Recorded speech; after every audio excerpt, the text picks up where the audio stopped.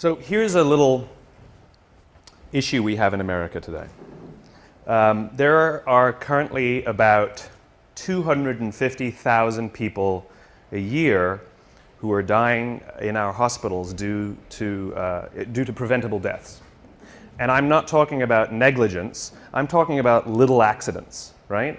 I'm talking about the doctor in the morning not properly briefing the doctor for the evening. You know, I'm talking about things that we can't sue anybody. There's nothing that we can see that's wrong. But there's 250,000 preventable deaths every year. That's about 20 747s going down every single week. That's what's the equivalent to. And the confusing thing is that we have the best doctors in the world. We have the most advanced technology in the world. Some of the medical equipment we have is the best in the world. The medicines we have are the best in the world. So you start asking yourselves, why are these things happening? And the reason is not because of any of those things. The reasons are actually something vastly more simple. It's something very, very human. 5% of hospital administrators are doctors. Most of them are number crunchers.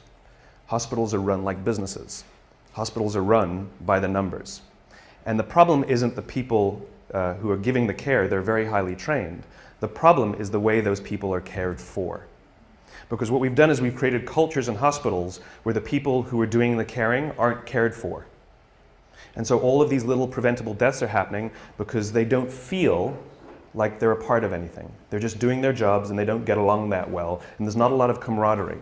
And the impact is death, right? Now, I use this example because it's exaggerated, because the impact is so powerful. But the problem is the same in our own companies, right? Which is we come to work and we're told, you must care for your clients, you must care for your customers, you must make them the focus of all you do, and yet why aren't the people who are managing us from the top caring about us? So, yes, in a hospital the impact is worse, but the impact that we're having on the outside world is just as bad. In other words, we're not working at our best. We don't care for the things we're doing. We're not helping each other is the most important part. And the residual impact is that we are unfulfilled by the work that we do.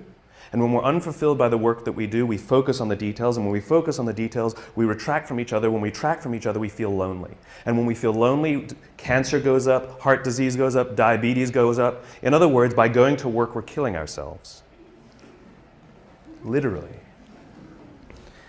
There's another study that was released not that long ago that says that parents who work late, the negative impact that it has on their children is little to none.